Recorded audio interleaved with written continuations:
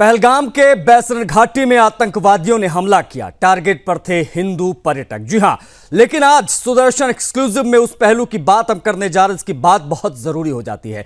कश्मीर में हिंदू पर्यटकों पर जिहादी हमला।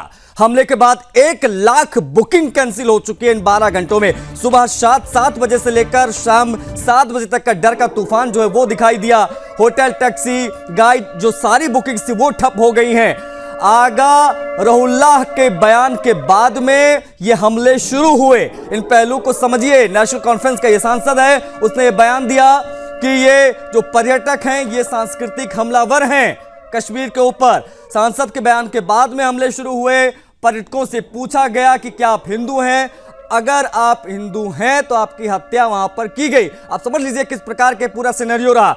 गर्मियों में कश्मीर फिर से संवेदनशील बन गया है, पर्यटन गिरा है, घाटी की अर्थव्यवस्था चरमरा गई है। क्या कश्मीर में फिर से आतंक लौट आया है क्या? ये बड़ा सवाल है। आज ये बड़ी जानकारी 12 घंटे के अंदर इतनी बड़े पैमाने पर जो बुकिंग्स थी कैंसिल हो गई हैं। पहलगाम, गुलमर्ग और श्रीनगर इत्यादि के लिए जो बुकिंग जो है कराते हैं लोग, उन्होंने कैंसिल कर दिया डर के मारे। और जिस प्रकार से धर्म पूछकर कलमा पढ़ने के लिए कहा गया, जो कलमा नहीं पढ़ पाया उसकी हत्या कर दी गई। ये सिचुएशन रही। तस्वीरें आई हैं जो हम आपको पहुंचा भी रहे हैं। अब तक शाम 7 बजे से लेकर सुबह 7 बजे तक सिर्फ 12 घंटों में 1 लाख से ज्यादा बुकिंग कैंसिल हो गई है।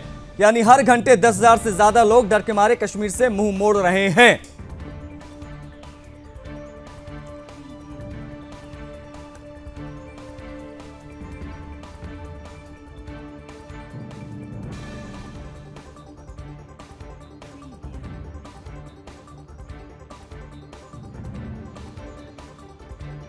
स्टडी में यह साफ हुआ है, हमारी स्टडी में यह साफ हुआ है कि यह ट्रेंड अचानक तब शुरू हुआ जब 2 वीडियो सामने आए। पहला एक पर्यटक पर हमला, दूसरा आगा रोल्ला का भड़काऊ भाषण। इससे पहले मार्च अप्रैल में बुकिंग रिकॉर्ड स्तर पर थी, लेकिन अब श्रीनगर, गुलमर्ग, पहलगाम हर जगह से बुकिंग्स जो हैं वो धड़ाधड़ गिर रही हैं। लोग डर के मारे इन बुकिंग्स को कैंसिल कर रहे हैं।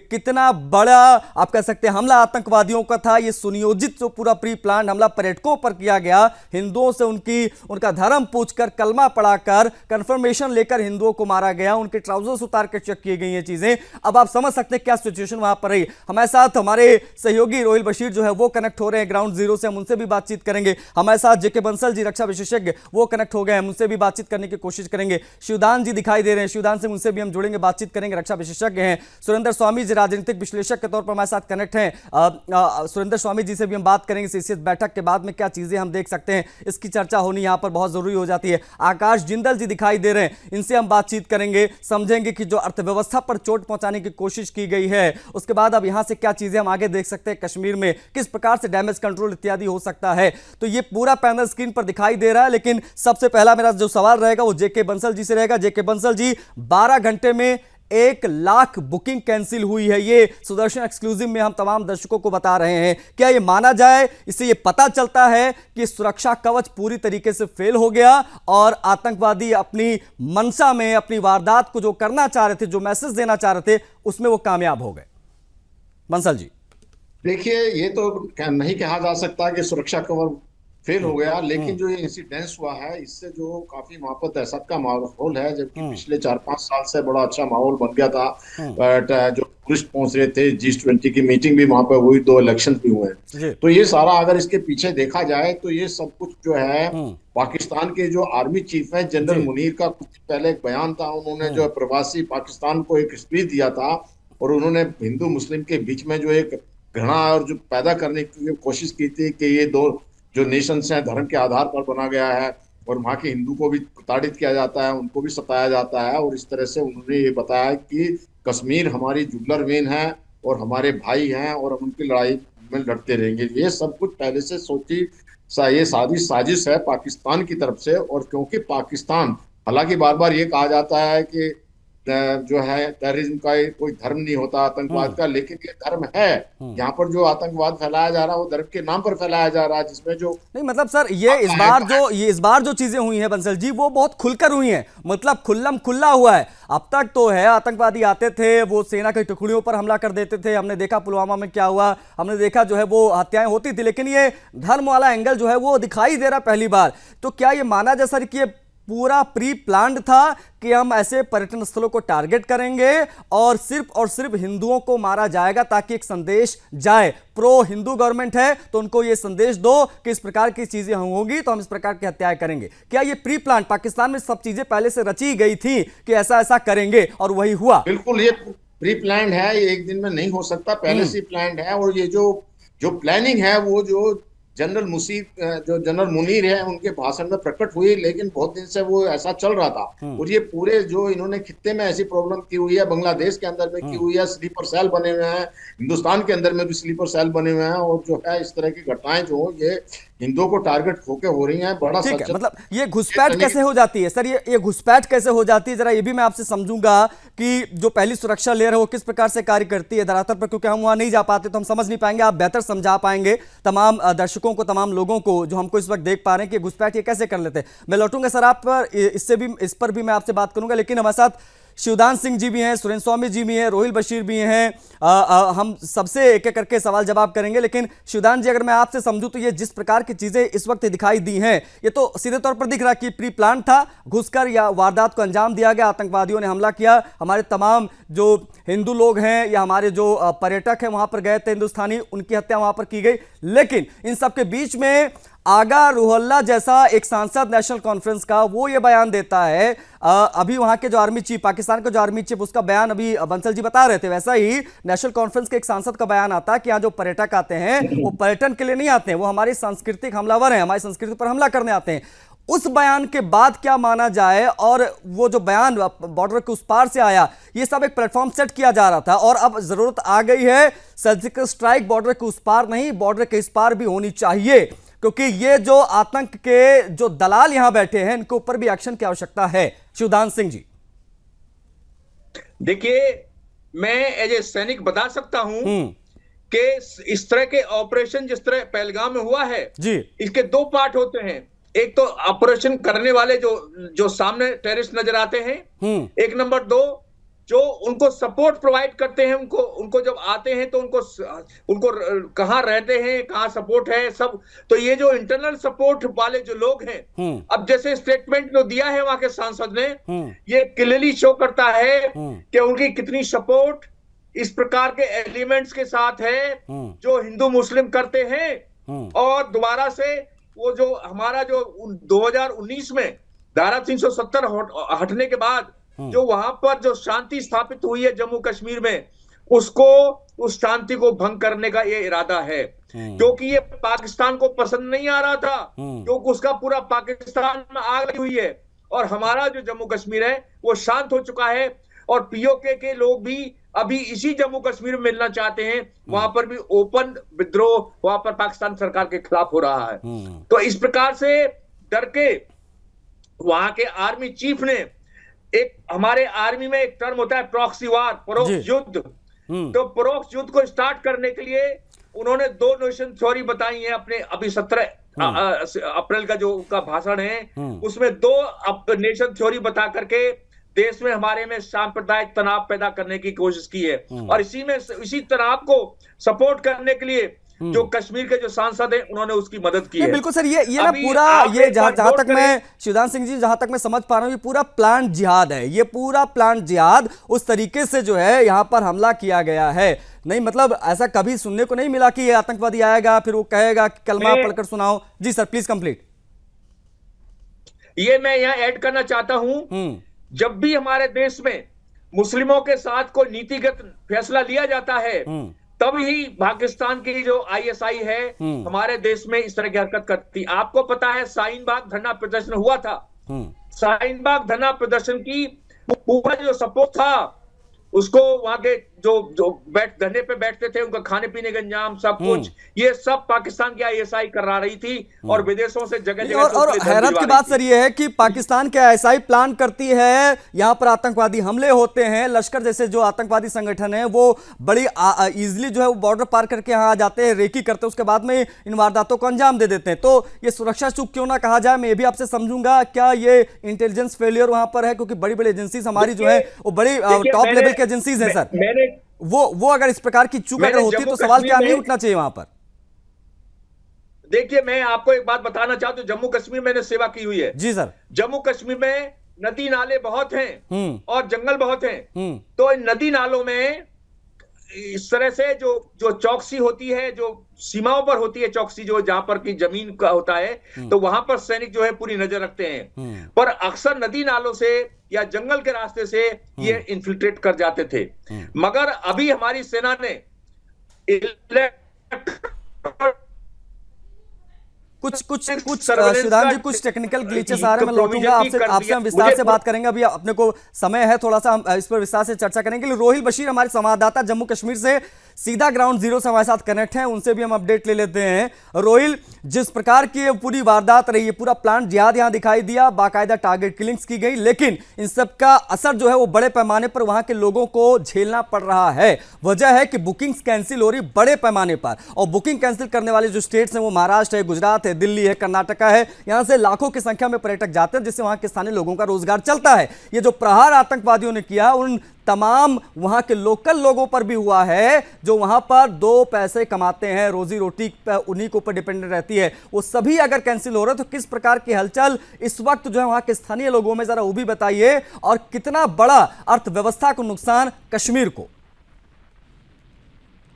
देखिए जिस तरीके से पाकिस्तान का की बात करें, उसके बाद बात करें तो काफी ज्यादा गुस्सा जो है वो देखने को मिल रहा है, क्योंकि स्थानीय लोगों का ये कहना है कि उनकी रोजी रोटी जो है इसी टूरिज्म पर, इसी पर्यटन क्षेत्र पर चलती है, और इस वजह से उनमें काफी ज्यादा गुस्सा जो है वो देखने को मिल रहा है। लगातार हमने देखा कि कल शाम से ही जो कैंडल लाइट मार्च है वो निकाला जा रहा है, जो स्थानीय लोग है उसमें बढ़ चढ़ कर हिस्सा ले रहे हैं, और वो यही कह रहे हैं, उन्होंने यही प्रधानमंत्री और गृह मंत्री से मांग किया है कि जो इस कायराना हरकत के पीछे मुलव्वस आतंकवादी है उनके खिलाफ सख्त से सख्त कार्रवाई की जाए, और उनको पूरी तरीके से जो है उनके खिलाफ सख्त एक्शन जो है वो लिया जाना चाहिए। लेकिन दूसरी जानिब से अगर इस ऑपरेशन की बात करें तो अभी भी लगातार जो है ऑपरेशन जारी है, और यहाँ पर लगातार स्थानीय लोग जो है वो काफी ज्यादा नाराजगी रोहिल, जो शांति थी ना, जो शांति थी कश्मीर में, वो शांति हजम नहीं हो रही थी बॉर्डर के उस पार।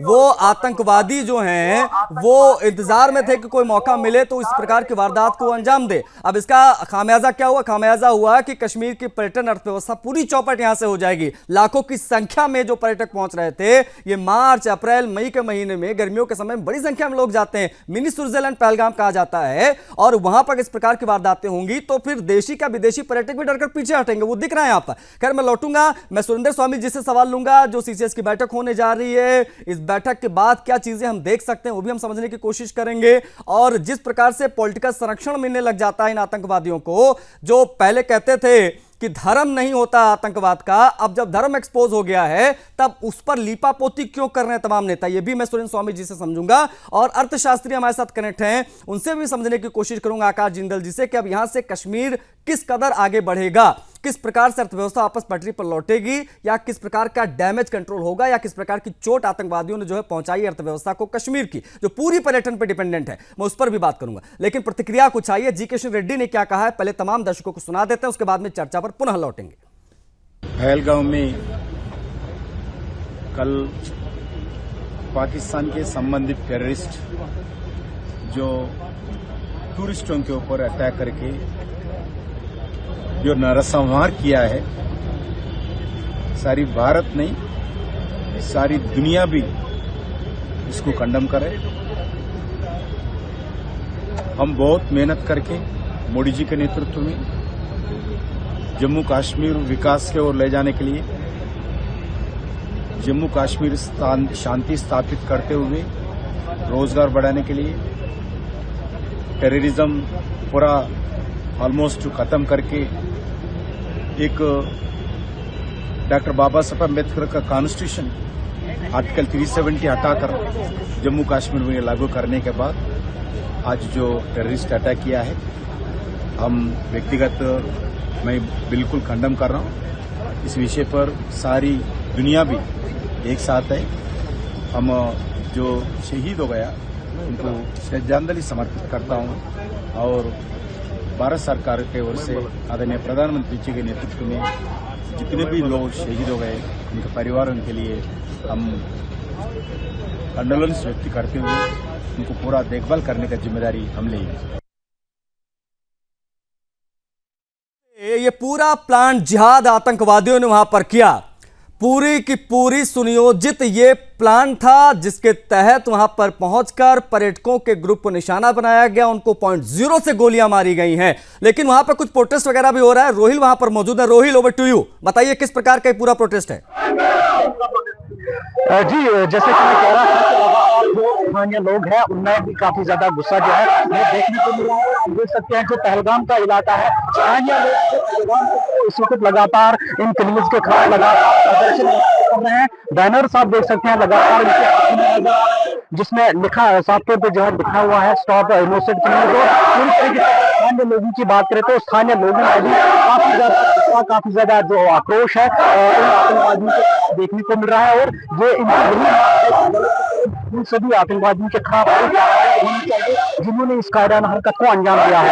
आप देख सकते हैं जो स्थानीय है, ये स्थानीय लोग हैं जो लगातार इस बात को लेकर प्रदर्शन कर रहे हैं और इस वक्त नारेबाजी लगातार यहाँ पर की जा रही है और ये मांग की जा रही है आतंकवादियों के खिलाफ जिन्होंने इस कायराना हरकत को अंजाम दिया उनके खिलाफ सख्त से सख्त कार्रवाई की जानी चाहिए। जी, हिंदू मुस्लिम सिखो ईसाई, हिंदू मुस्लिम सिखो ईसाई, हिंदू मुस्लिम सिखो ईसाई, हिंदू मुस्लिम सिखो ईसाई, बेईमानों का कत्लेआम। जो डिपेंडेंट है इन पर्यटकों पर, जिनकी बुकिंग से 1 लाख की संख्या जो बताई जा रही 12 घंटे में कैंसिल हुई है। रोहिल, आप बने रहिएगा, मैं लौटूंगा, आपसे बातचीत करूंगे। तस्वीरें बेहद महत्वपूर्ण यहाँ हो जाती है, लेकिन सुरेंद्र स्वामी भी हमारे साथ कनेक्ट, उनसे भी बातचीत नहीं हो पाई है।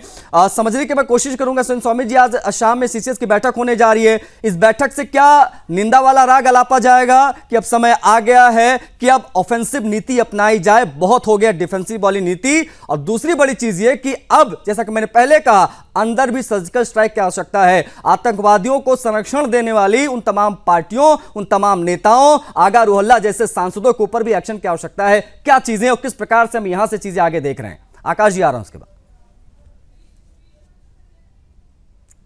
सुरेंद्र स्वामी जी, आपकी आवाज नहीं पहुंच पा रही, मैं चाहूंगा एक बार अनम्यूट हो जाए प्लीज।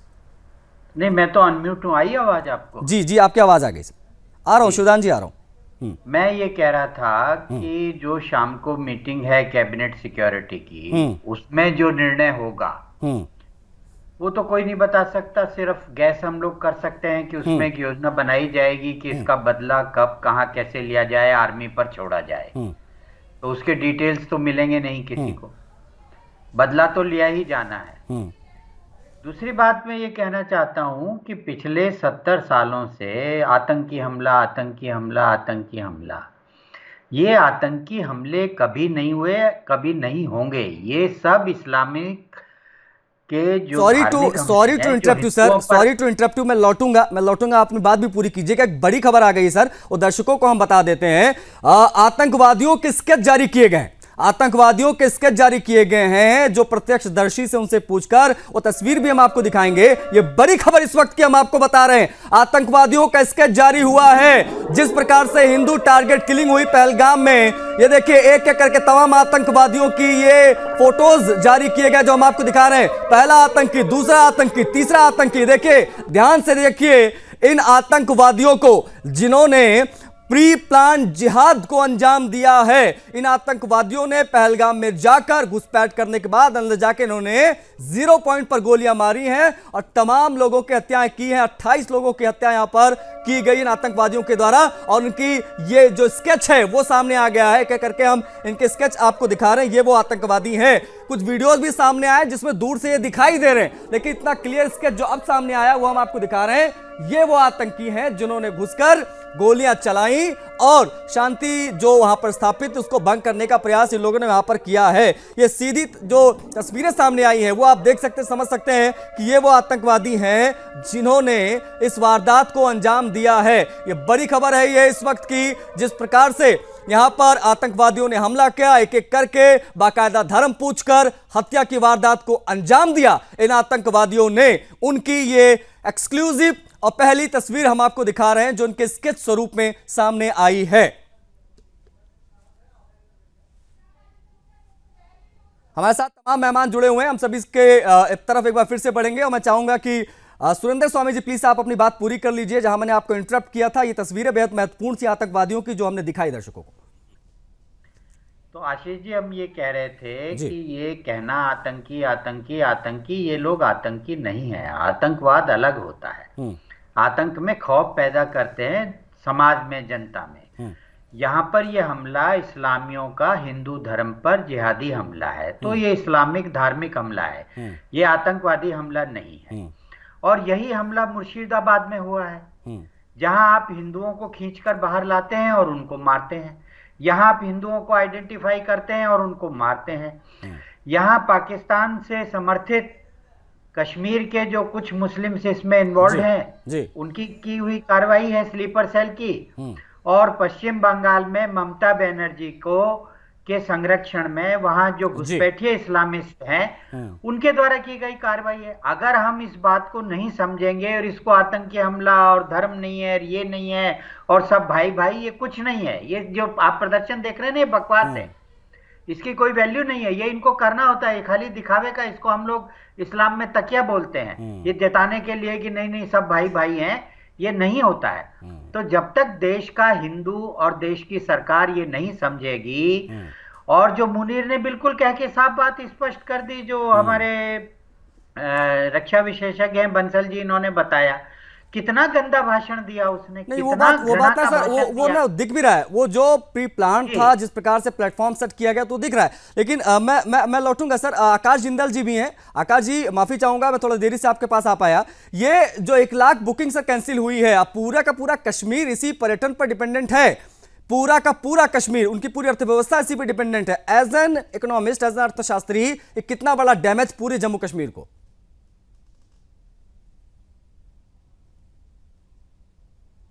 भी हैं और जिस तरीके से आपने ये बिल्कुल सही तरीका नहीं है कि आधे घंटे किसी को वेट कराया जाए। बिल्कुल कहना चाहूंगा आपको, एक व्यक्ति को 3-3 प्रश्न पूछे जाएं और मुझे आधा घंटा वेट कराया जाए।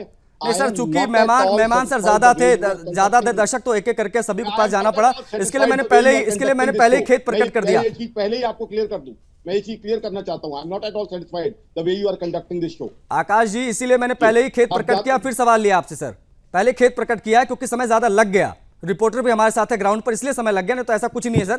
प्लीज आप बोलने का मौका देंगे या नहीं देंगे? प्लीज आप अपनी बात पूरी कीजिए sir, please please please go ahead. पूरी कहा, मैं तो अभी शुरू भी नहीं हुआ हूं, पूरी तो बाद में होगी।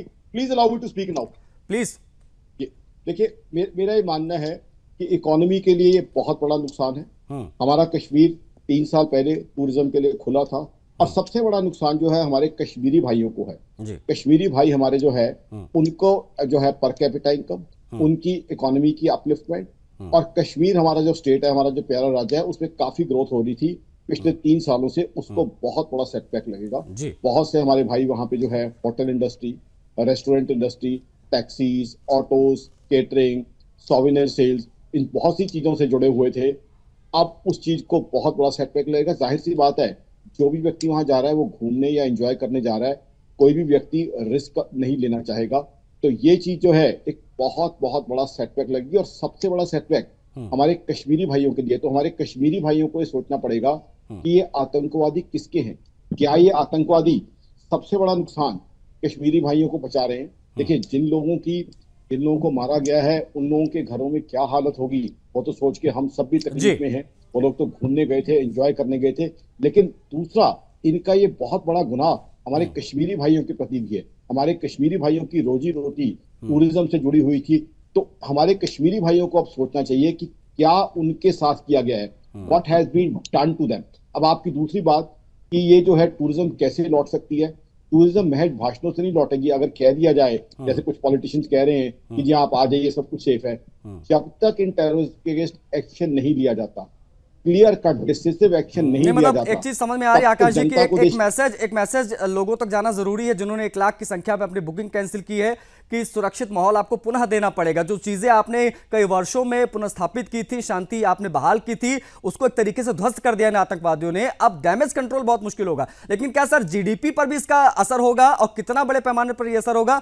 तो जिस प्रकार से आतंकवादी हमला पहलगाम में हुआ, उस हमले के बाद में सुदर्शन एक्सक्लूसिव आपको बता रहा है कि 12 घंटे के अंदर तमाम ऑनलाइन साइट से, तमाम जगहों से 1 लाख लोगों ने 1 लाख की संख्या में बुकिंग्स कैंसिल की हैं। जो प्लान था जिनका अप्रैल, मई, जून के महीने में जाने का, उन्होंने अपनी बुकिंग्स कैंसिल कर दी हैं। और ये जो चीजें हो रही हैं ये पूरी की पूरी प्री प्लान दिखाई दे रही है, जिससे कश्मीर की अर्थव्यवस्था जो ग्रो हो रही थी उसको दबाने के लिए उस पर हमला सीधे तौर पर अगर हम कहें तो गलत नहीं होगा, क्योंकि बड़े पैमाने पर श्रीनगर, गुलमर्ग, पहलगाम, इन तमाम जगहों पर पर्यटक जाते हैं। हमारे साथ तमाम पैनलिस्ट मौजूद हैं, हम सभी से बातचीत करने की कोशिश करेंगे, एक एक करके सभी से जुड़ने की कोशिश। लेकिन आकाश जी, पुनः मैं आपके पास लौटूंगा। ब्रेक से पहले जो मैंने सवाल आपसे टॉस किया था, जीडीपी पर इसका कितना बड़ा असर पड़ने जा रहा है और कितना समय यहां से लग जाएगा वापस उसी तरीके से व्यवस्थित होने में चीजों को कि लोग वापस से आना शुरू करें? सही प्रश्न पूछा। जीडीपी पे इसका इम्पैक्ट पड़ेगा, ना सिर्फ स्टेट की जीडीपी, बिल्कुल आपका सही प्रश्न है, इसका नेशनल जीडीपी पे भी असर पड़ेगा। बिकॉज टूरिज्म और हमारे कश्मीर की टूरिज्म नेशनल जीडीपी के अंदर भी कंट्रीब्यूट करती है, जीएसटी के अंदर भी कंट्रीब्यूट करती है, टैक्स कलेक्शन के अंदर भी कंट्रीब्यूट करती है। तो मेरा मानना है हमारे कश्मीर की जीडीपी 5%, जी हाँ 5% तक कम हो सकती है। जो जीडीपी जीएसडीपी ग्रोथ होनी थी कश्मीर की, उसको मेजर सेटबैक इससे लगने की संभावना है। और नेशनल जीडीपी में भी टूरिज्म बहुत बहुत इंपॉर्टेंट कंट्रीब्यूटर है, उस पर भी इम्पैक्ट करेगा। देखिए, टूरिस्ट जाता है इंजॉय करने के लिए, खुशी के लिए, ना कि ये सब देखने के लिए। और जिस तरह की बाइट्स हमने देखी, जो हमारे टूरिस्ट गए हुए थे, देखिए हमारी बहन की क्या बाइट आ रही थी कि किस तरीके से उनके पति के साथ बिहेव किया गया। सोचिए, तो कोई घर परिवार वो बाइट देखेगा, क्या उसका मन होगा कि टूरिज्म के लिए जाए? तो सबसे पहले तो सरकार को यहाँ डिसिसिव कार्रवाई करनी चाहिए। जी हाँ, तो इससे पहले अभी कुछ भाषणबाजियां मैंने कुछ और चैनल पे था, मैंने वहां सुनी, कुछ नेता कह रहे हैं जी आप डरिए मत जाइए। अरे डरिए मत जाइए, जिसके परिवार का नुकसान हुआ उससे पूछ क्या हुआ उसके साथ। तो अगर आपको ये डर खत्म करना है तो सबसे पहले उन टेररिस्ट और उनके आकाओं पे डिसिसिव एक्शन दिखाना होगा देश को। उनके अगेंस्ट आपको एक्शन लेके देश को दिखाना होगा कि आपने डिसिसिव एक्शन लिया है, उनको नेस्तनाबूद करना होगा। और बॉर्डर उस दिशा में कम से कम आकाश जी प्रयास तो धरातल पर अब तक दिख जाने चाहिए थे, उसकी भी बात हम करेंगे। लेकिन हमारे साथ बंसल जी हैं, जेके बंसल जी, क्या ये जो कुछ भी हुआ उसके पीछे का सबसे बड़ा कारण हमारा डिफेंसिव अप्रोच रहा है टुवर्ड्स आतंकवाद, टुवर्ड्स एवरीथिंग जो हम जम्मू कश्मीर इन बॉर्डर एरियाज में करते हैं? जरूरत है क्या कि ऑफेंसिव नेचर लेकर आगे बढ़ा जाए, एक नई तरीके की? इजराइल भी है, हम देखते हैं उसके तमाम एग्जाम्पल हमारे सामने, हम किस प्रकार से जो है वहां पर घुसकर आतंकवाद का उन्होंने सफाया किया, किस प्रकार से जो है हमले वो गाजा पट्टी पर लगातार करें। क्या हम उस कंडीशन में हैं या ऑफेंसिव जो अप्रोच होना चाहिए वो नहीं है? डिफेंसिव होने की वजह से आतंकवादी बड़े इजीली आते हैं, इंटरनली बैठे तमाम नेताओं का संरक्षण मिल जाता है, वो इस प्रकार की वारदातों को अंजाम दे देते हैं। जेके बंसल जी।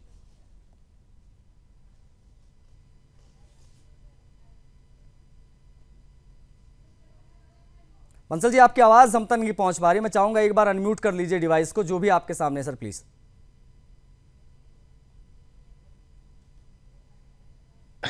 आपकी आवाज आ रही है सर प्लीज? भी आ रही है? जी जी जी।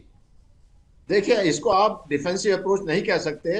जब वहां से आतंकवादी हमला हुआ था पुलवामा के ऊपर, तो हमने ऑफेंसिव अटैक करके उनके जो लॉन्चिंग पैड थे उनको खत्म कर दिया था, और उसके बाद में ऐसी कोई घटना बड़ी नहीं हुई।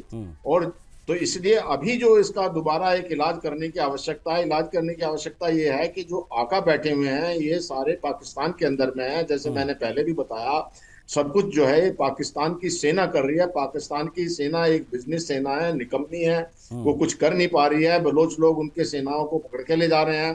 तो इस हालात में वो प्रॉक्सी वार लड़ने की कोशिश करते हैं, और प्रॉक्सी वार लड़ने को अपने को रिलेवेंट रखना चाहते हैं, क्योंकि पाकिस्तान की जो आर्मी है वहीं पर कंट्रोल कर रही है, पूरा जो उनकी जीडीपी है उसका ज्यादा हिस्सा वो ले लेते हैं, जो आईएमएफ का फंड आता है वो भी ले लेते हैं। तो इस तरह की घटनाएं हो रही है, लेकिन अब समय आ गया है कि एक बड़ी, सिर्फ कोई एयर स्ट्राइक ना करके पीओके के ऊपर अटैक करके पीओके में जहां पर अपने आप में मिला लेना बहुत जरूरी है, क्योंकि वहां पर पीओके के लोग भी चाहते हैं नहीं, कि अब वो सर भारत ये क्रॉस इसलिए कर रहा हूं सर, क्योंकि अब पीओके को मिलाने की बात तो हो रही है, सारी चीजें। जब लोग कश्मीर में सुरक्षित नहीं है तो क्या गारंटी कि पीओके के मिलाने के बाद में पीओके में लोग सुरक्षित रहेंगे? यहां पर सुरक्षा पहले दीजिए, उसके बाद में पीओके को मिलाने की बात होगी। अब इस प्रकार की मांग भी उठ रही है, तो सोशल मीडिया वगैरह पे इस प्रकार की चीजें पढ़ रहा था सुबह से। देखिए, मैं उसका जवाब ये दूंगा कि ज्यादातर जो लॉन्चिंग पैड हैं और जो टेररिस्ट एक्टिविटी हैं वो पीओके के अंदर में है अभी, और तो और जो पीओके के टेररिस्ट हैं वो हमास को भी वहां पे इनवाइट कर रहे हैं। तो जब वहां से जो खत्म हो जाएगा तो ये खत्म, और फिर जो पाकिस्तान को एक मैसेज चला जाएगा कि पिछली बार उन्होंने लड़ाई की, अपने पाकिस्तान के 2 टुकड़े कर दिए, बांग्लादेश बना दिया, उनके 93,000 लोगों को जो उनके फौजी हैं उन्होंने अपना सरेंडर कर दिया। इस बार जब पीओके उनके पास आ जाएगा तो इनको पता चल जाएगा कि हाँ, आगे से अगर किसी तरह का वो किया तो पूरा पाकिस्तान खत्म हो जाएगा, पाकिस्तान जो है हिंदुस्तान के साथ में मिल जाएगा। तो ये एक स्ट्रॉन्ग मैसेज आएगा। तो आप जो कह रहे हैं कि अगर पीओके को करने के बाद में, तो अगर पीओके हमारे साथ मिल जाता है तो ये समस्या का समाधान हो जाएगा फिर। तो अब यही सोल्यूशन है और यही करना पड़ेगा।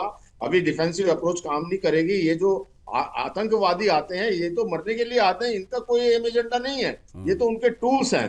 तो इनके, हालांकि उनको भी मार दिया जाएगा, लेकिन उनको मारने के साथ साथ जो है जो इसकी जड़ को खत्म करना अभी जो मैं सर बस मैं थोड़ा सा ये समझना चाह रहा था डीपली, इसका कोई स्थायी समाधान है कि नहीं है? शिवदान सिंह जी, आप काफी देर से हैंड रेज कर रहे थे सर, ये इसका कोई स्थायी समाधान है इस आतंकवाद का? इसको कैसे नस्तोनाबूद हम कर सकते हैं? क्या वही नीति अपनानी चाहिए जो इजराइल अपना रहा है गाजा में, या उस प्रकार का अटैक होना चाहिए इस तरफ से भी? अपने को सोचना नहीं चाहिए, ऑफेंसिव अप्रोच दिखाना चाहिए और हमेशा एक्शन मोड में रहना चाहिए, हमले का इंतजार ना करें हम।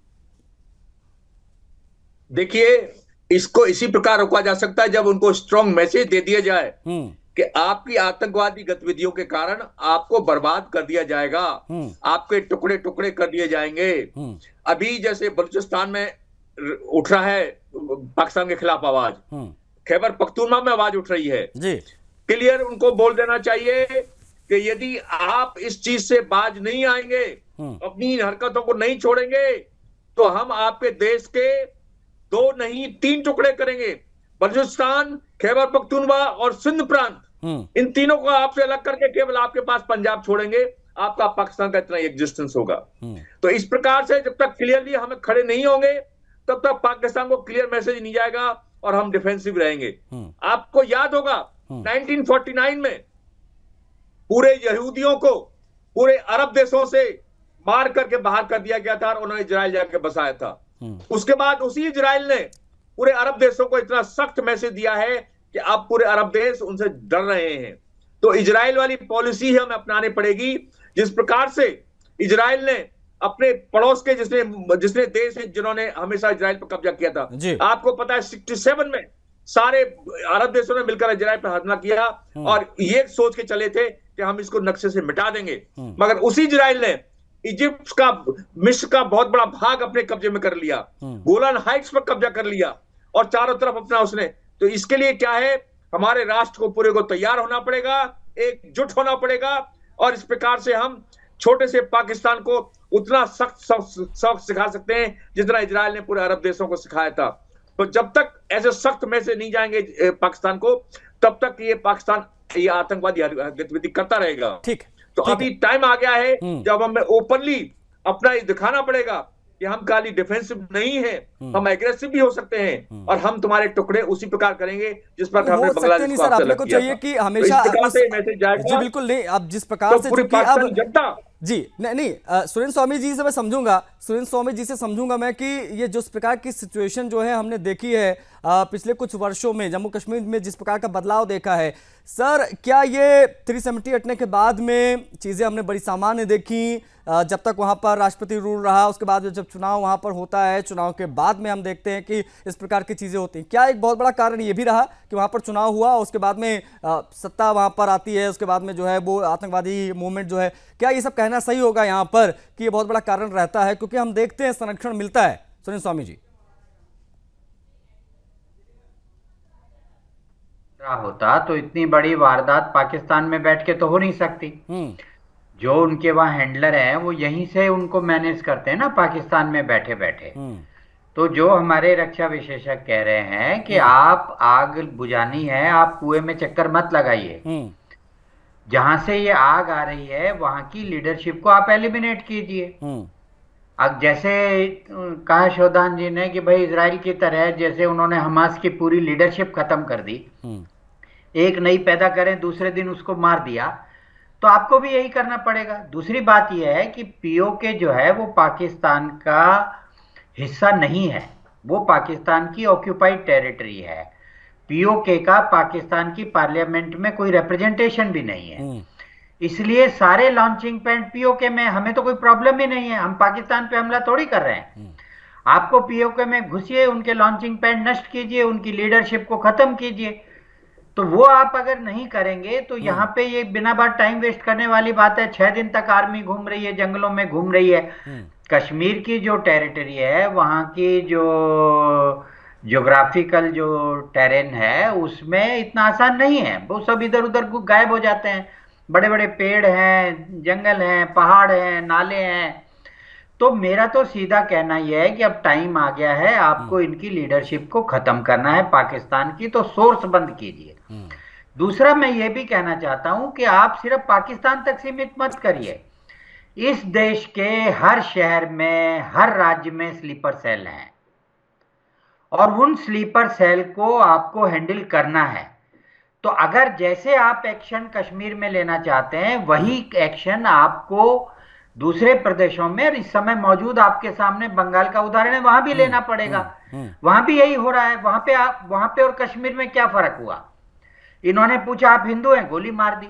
वहां उन्होंने हिंदू के घर में घुसे, बाप बेटे को निकाला, मार दिया। ये सुनील स्वामी जी, ये हिंदू हिंदू हिंदू क्या अचानक से होने लग गया है? इससे पहले आतंकवादी हमले हुए हैं, उन्होंने तो जयपुर में बम ब्लास्ट किया, वहां पर धर्म पूछ कर बम ब्लास्ट जयपुर में नहीं हुए थे, अहमदाबाद में, दिल्ली में, मुंबई में ब्लास्ट जो है धर्म देखकर नहीं हुए थे। ये धर्म वाला ये हमला आतंकवादी कहां से, किस प्रकार? आप समझ नहीं रहे हैं जी। पहले भी कश्मीर में देख के ही होते थे, जो गुजरात से यात्रियों की बस आई है उसमें उतारे जाते थे, जब गोली मारी जाती, आप भूल जाते हैं ना। आप पहले भी यही होते थे, अब भी यही हो रहे हैं।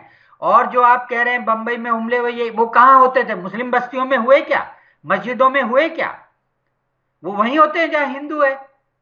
तो उसमें 1-2 मुसलमान मर जाता है, लेकिन बेसिक तो और इस बार क्या कोई नहीं स्वामी जी, इस बार क्या कोई विशेष मैसेज देने की कोशिश है उन आतंकवादियों की? अरे मैसेज आपको बताया ना, जब मुनीर उनके जो आर्मी चीफ हैं, जो उनकी आर्मी मैनेज कर रही है, बंसल जी ने इतना क्लियर आपको बताया, जब वो ये कह रहा है कि हिंदू और मुसलमान एक हो ही नहीं सकते, वो अलग है, हम अलग हैं, इसीलिए हम अलग बटे, तो सीधा मैसेज है कि काफिर है हिंदू, मारो इनको। और वही पूरे देश में। दूसरी बात, मुझे इस बात का बड़ा अफसोस हो रहा है कि सुदर्शन जैसे राष्ट्रीय चैनल को कश्मीर की आर्थिक स्थिति की फिक्र हो रही है। अरे भूखे मरे, हमें क्या लेना देना? हिंदुओं ने ठेका लिया है क्या उनकी आर्थिक स्थिति ठीक करने का? आपके आर्थिक अर्थशास्त्री आए, जीडीपी कम हो जाएगा, फलाना हो जाए, ये हमारा ठेका है कि कश्मीर के लोगों को रोटी खिलाएं? ये उनका काम है सोचने का, हमारा नहीं है। और मैं तो हिंदुओं को ये कहना चाहता हूं और इस देशवासियों को कहना चाहता हूं जी कि इस्लामिस्ट जिहादियों को और उनके समर्थकों को दिया गया आपका हर नोट, आपका हर वोट आपके कत्ल का सामान है, याद रखना। चाहे वो बंगाल हो, चाहे वो केरल हो, चाहे वो कश्मीर हो, चाहे वो आसाम हो, चाहे वो दिल्ली की गलियां हो। बिल्कुल, ये बहुत स्पष्ट मैसेज आपने दर्शकों तक पहुंचाया। लेकिन हमारे साथ जेके बंसल जी भी हैं।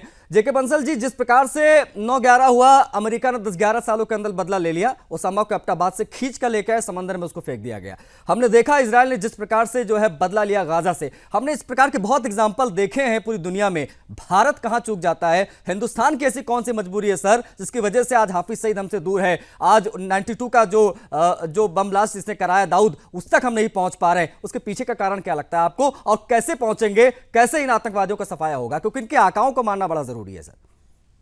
देखिए, अभी पिछले कुछ सालों से जो हमारी गवर्नमेंट है वो मजबूत गवर्नमेंट आई है, क्योंकि जब 26/11 का हमला हुआ था उस समय आर्मी तैयार थी अटैक करने के लिए, लेकिन उस समय की जो गवर्नमेंट ने तो इजाजत नहीं दी।